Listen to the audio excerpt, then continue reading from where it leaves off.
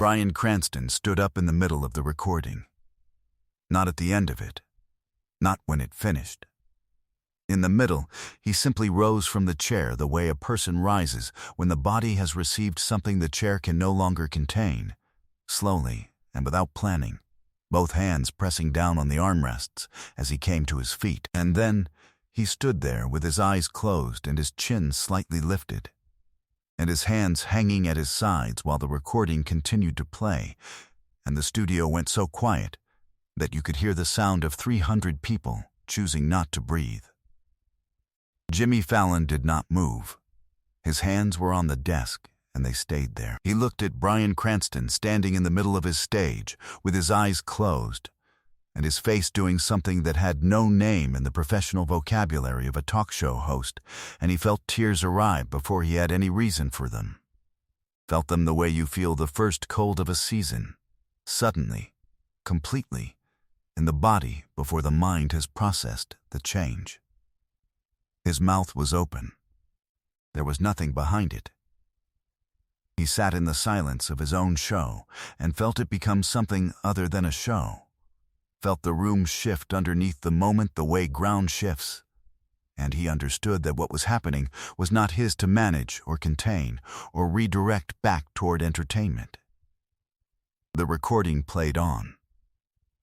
A man's voice, not young, not performing, speaking quietly into whatever had captured it, in the particular register of someone who does not believe they are being listened to carefully, which is the register in which the most truthful things are always said. The Roots had stopped. A stagehand in the wings stood with a clipboard pressed against his chest and did not move. The director in the control room said nothing to anyone. 300 people sat in the dark of the studio and held the moment between them the way you hold something that might break if any one person holds it alone. For 43 seconds, Bryan Cranston stood at the center of the Tonight Show stage with his eyes closed and listened to a dead man's voice. Then the recording ended. The silence after it was different from the silence during it. During it, the room had been holding still around something living.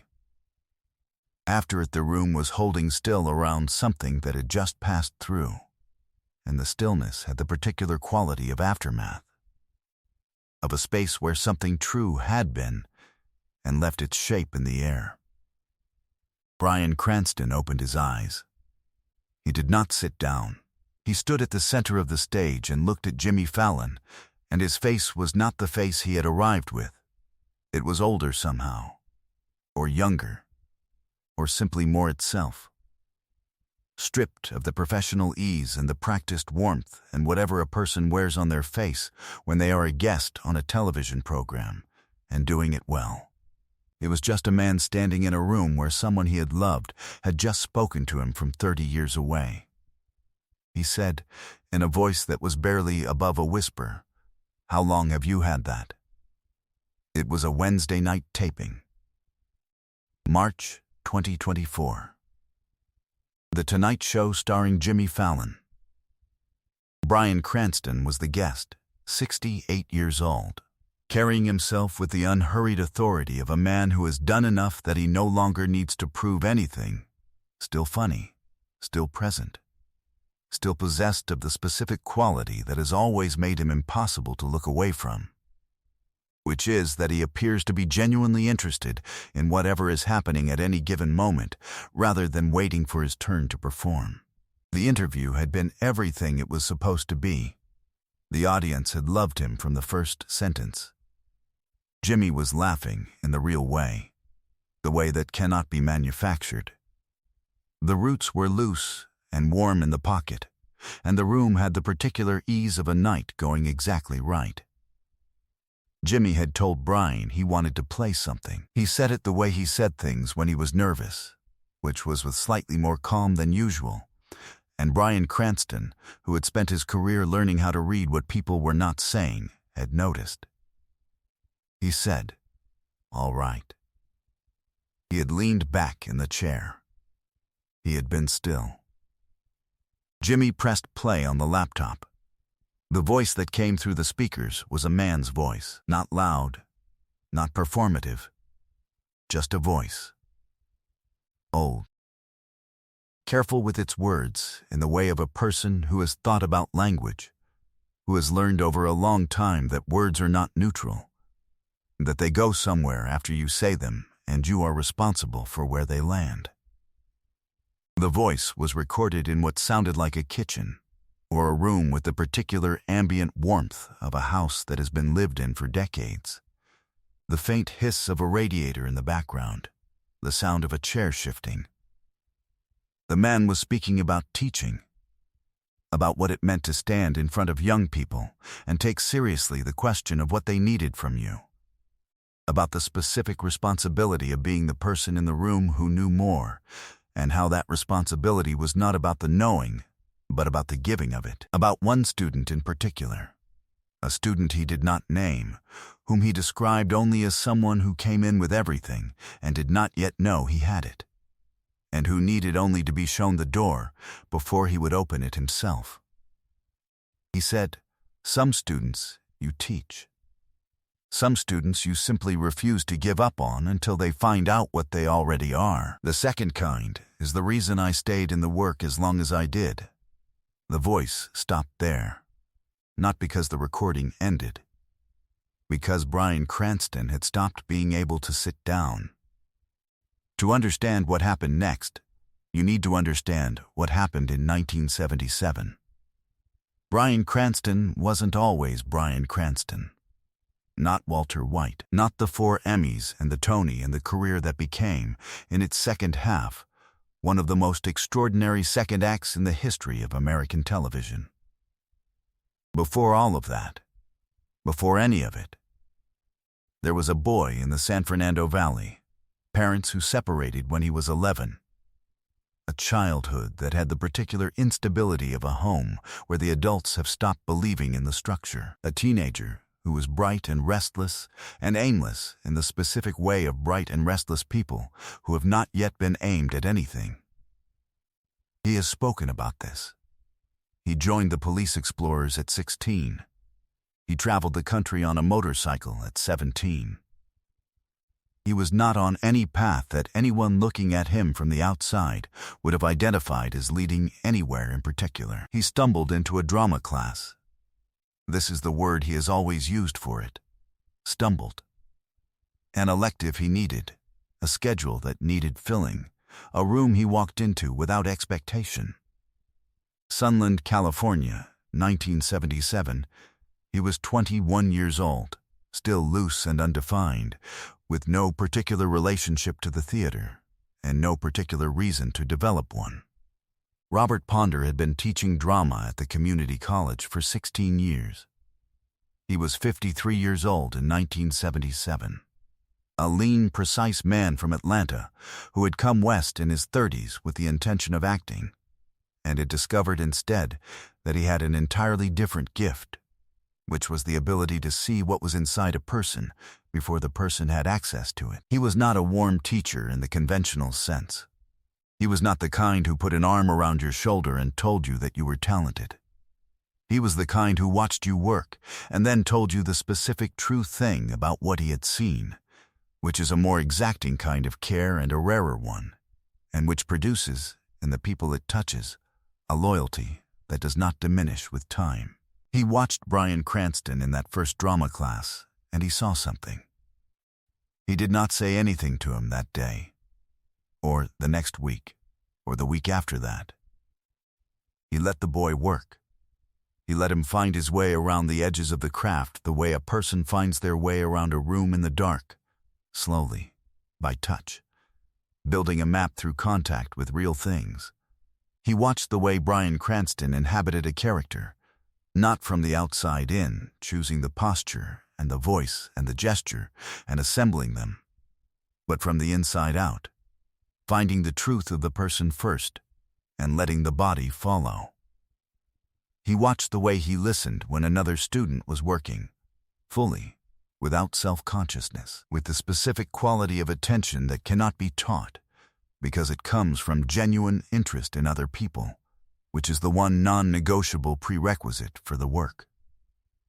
6 weeks into the semester, after class, Robert Ponder said, "Stay a minute." He sat across from Bryan Cranston in the empty classroom and he said, "I want to tell you something, and I need you to hear it the way I mean it, which is not as a compliment, but as an observation. You have the thing. I have been doing this for 16 years, and I have seen it in a classroom perhaps 4 times. I do not mean talent.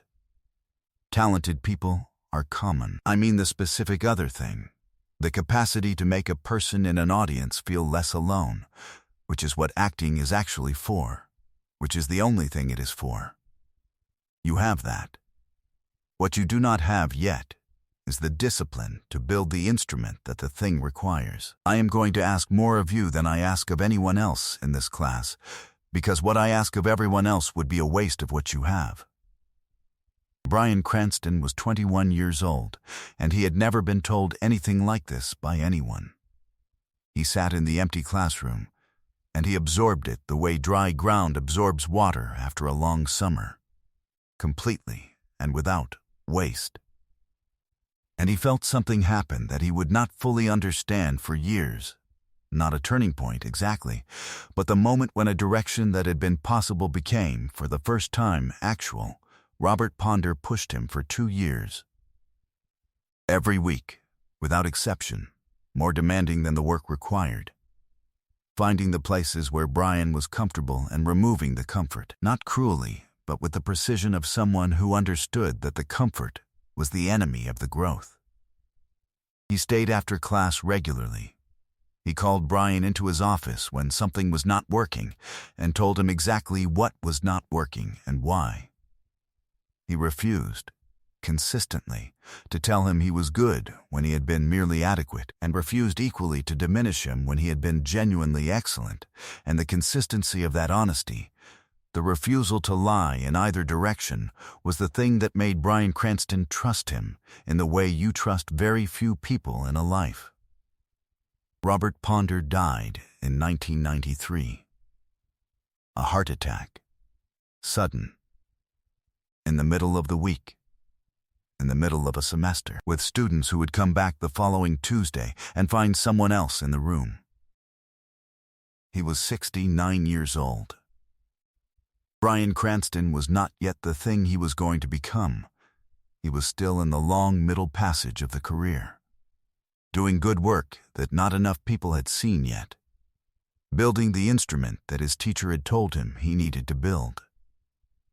He had stayed in touch with Robert Ponder through those years, had called when something important happened, had visited once, and had coffee in the same room they had sat in after that class in 1977. And Robert Ponder had looked at him across the table with the expression of a man who has watched something take a long time to develop and has had the patience to see it through, and had said, "You're getting there. Keep building." He had not gotten to tell him when he arrived. He had thought about that for 30 years. The asymmetry of it, Robert Ponder had given him everything he needed, and the reciprocal thing, the thing that would have completed the circuit, had been prevented by timing and chance and the ordinary cruelty of loss. He had spoken about Robert Ponder in interviews over the years, had named him publicly and specifically, and with the gratitude of a man who understood exactly what he owed and to whom. But the naming in interviews was not the same as the saying of it directly, and the saying of it directly was something he had never been able to do.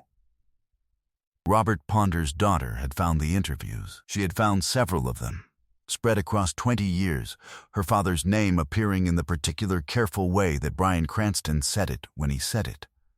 Not casually, with weight, with the deliberateness of someone being accurate about something important. She had found, while going through her father's papers after her mother's death, a cassette tape. Her father had been in the habit of recording himself when he was thinking through ideas about teaching. He had a dozen tapes from the 1980s and early 1990s. His voice in the kitchen or the study or wherever he happened to be, working out problems aloud the way some people work out problems in writing. She had listened to all of them in the months after her mother died. On one of them, recorded sometime in what sounded like the late 1980s, based on the date written in pen on the label, her father talked about teaching for 40 minutes, and in the middle of it talked about one student, unnamed, who had come in with everything and did not yet know he had it. She had written to a production company. She had enclosed a copy of the tape. The letter had arrived on a Friday. By Monday, it had found the person it needed to find. Behind the scenes, Bryan Cranston had made a decision that defied every producer's expectation. He had called the show's executive producer directly, the same day the recording was forwarded to him, and he had said 3 things. He wanted to hear it for the first time on air, without preparation, without knowing in advance exactly how long it was or where it stopped. He wanted Robert Ponder's daughter in the audience, and he said, "I don't want to know she's there before I hear his voice. I want to hear him first. I want it to go in that order, because that's how it always went. He spoke first, and I responded." That was always how it worked between us. She was in the 5th row. She had been there since the taping began, watching. She had the cassette tape in her bag. She had her father's photograph in her bag, a photograph taken in his classroom in the early 1980s. Her father standing at the front of a room, leaning against the desk with his arms crossed, looking at whoever was behind the camera with the expression of a man entirely at ease in the place where he was most himself. When Bryan Cranston opened his eyes and said, "How long have you had that?" Jimmy Fallon found his voice. It arrived slowly, in pieces, the way a voice comes back after something has taken it. "His daughter sent it to us," Jimmy said. His voice was barely holding together. "She's here tonight." 5th row. Bryan Cranston looked at Jimmy. He looked toward the 5th row, where the light from the stage reached just far enough. He found her face, a woman in her 50s, sitting forward in her seat, both hands pressed together in her lap. He was still standing. He stepped down from the stage without using the stairs, which was not graceful and did not matter, and he walked through the 1st row, and the 2nd, and the 3rd, and he stopped at the 5th row, and he stood in front of Robert Ponder's daughter, and neither of them spoke for a moment. But this is the moment no one in the studio, and no one watching at home, ever saw coming. She reached into her bag. She produced the cassette tape, the original, the one her father had recorded in his kitchen in the late 1980s, the one with the date written on the label in his handwriting, worn at the edges from 30 years in a box, and then a bag, and then this room. She held it out in both hands. Bryan Cranston looked at the tape. He looked at her face. He reached out and took it from her with both hands. He turned it over. He looked at the handwriting on the label, the date in her father's hand, and nothing else. No title, no subject, just the date, because what was on the tape was not the kind of thing that needed a title. He pressed it flat between his palms. "He talked about you," she said. Her voice was steady, in the way of someone who has been preparing for steadiness for a long time and has arrived at it through practice. Not by name. He never named students. But we knew when he talked about a student, the way he talked about you, that it was someone the work had been worth it for. He said there were 4 in 16 years, 4 students who made him certain he was doing what he was supposed to be doing.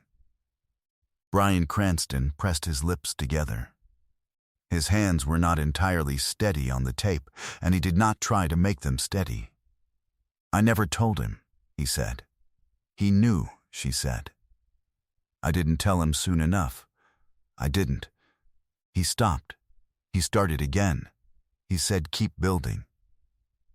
"The last time I saw him, I was still building when he died. He got to see you working," she said plainly.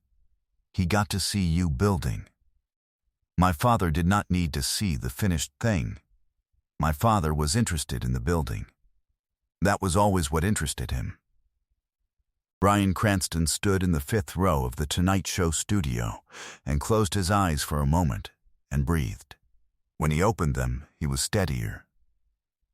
He said, "I came in with everything and didn't know I had it," Bryan said quietly.